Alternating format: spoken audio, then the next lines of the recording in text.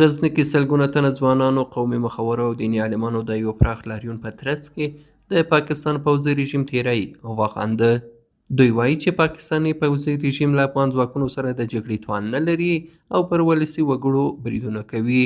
دوی همدارنګه له افغان دفاعي او امنیتي ځواکونو څخه خپل کلک ملاتړ اعلان کړ او د دوی میړانې د ګلونو په ورکولو سره وستایلي.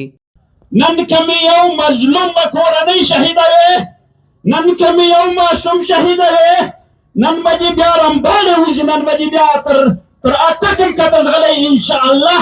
که نور که توبه ورنلې، که دې توبه ونه کړه، که دې منع ونه کړه، دا ملت مسلمان ملت ده، دا ملت یو ده، دا نظام یو ده، دا حد و وزر دی. لذا صدای مردم افغانستان این است: ای جوانان پاکستان، جلوی دولتتان را بگیرید که اگر نعوذ بالله در این جنگ هر کدام شما شرکت کنین، افغانستانی های عزیز جواب دندان شکن خواهد داد.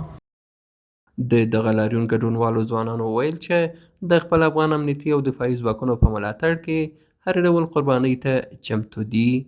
د دې حساب الله جل جلاله هم دوسره کوي، خو دا افغانان به دوسره کوي، دا مجاهدین به دوسره کوي، دغه امت به دوسره کوي.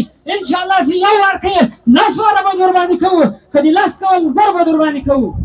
ما مردم افغانستان چی غریب کار هستیم یا هم چی رنگمال هستیم یا چی ورزشکار هستیم، در پشت بیرق امارت اسلامی افغانستان استاد هستیم.